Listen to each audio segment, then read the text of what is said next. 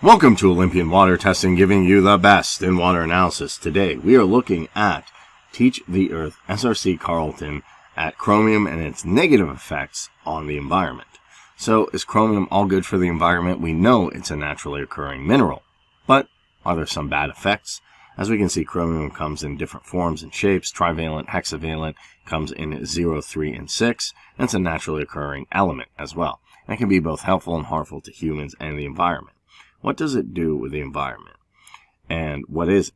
So it is used mainly in metal alloys, such as metal ceramics, stainless steel, and it's used in chrome plating. It also has a high value in the industrial world because it can be polished to a mirror-like finish. And it's used for highly rust-resistant coating for heavy applications. On the flip side, it can also give health benefits to humans. It's not all bad.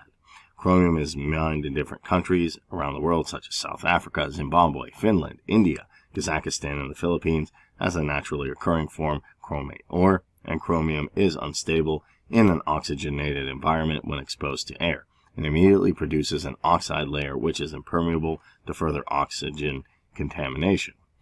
Now, what does it do to the environment? The transport of chromium into the environment, once it comes into the environment, both natural processes and human activities. So it's not just industrial activity, but it is some.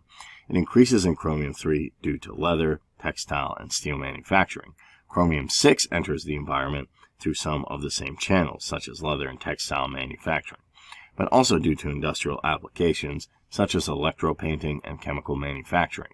Groundwater contamination may occur due to seepage from chromium mines or improper disposal of mining tools, supplies, and improper disposal of industrial manufacturing equipment. And it can affect the air quality through coal manufacturing, which can eventually lead to water soil contamination. And water contamination is fairly limited to surface water and will not affect groundwater because chromium strongly attaches to the soil and is generally contained within the slit layer surrounding or within the groundwater reservoir. And water contaminated with chromium will not build up in fish when consumed, but it will accumulate in the gills, thus causing negative effects for aquatic animals, chromium uptake, and increased mortality rates in fishes due to contamination. And this can also affect our environment negatively because it's affecting aquatic life, just like mercury can with methylmercury. And when consumed by animals, the effects can include respiratory problems, lower ability to fight disease, birth defects, infertility, and tumor formation. Also, it has some bad effects on humans, and it has some good effects. What are the tolerances? What are toxic? What's lethal? Well, 6, hexavalent, is considered a carcinogen to animals, and in certain circumstances at this point, chromium is currently not classified as a carcinogen, as the OSHA is fairly unregulated, but is considered toxic, level 3, while chromium-3 is an essential operation for human vascular and metabolic systems, as well as combating diabetes, and too much chromium-3 may result in severe skin rash or more serious symptoms.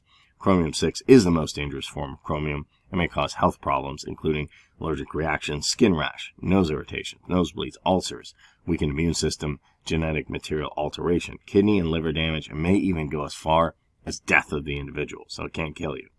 But, however, there's no established limit for human consumption of chromium-3, and individuals have been consuming 100 milligrams daily for elongated periods. So, some ways to prevent it are water purification, active carbon, ion exchanging filters, and those are good ways to prevent it. But how do you know what type of chromium? How do you know if it's chromium-6 or 3? So, with that being said, it's always a good idea to have your water periodically tested for chromium, what type, and the different levels.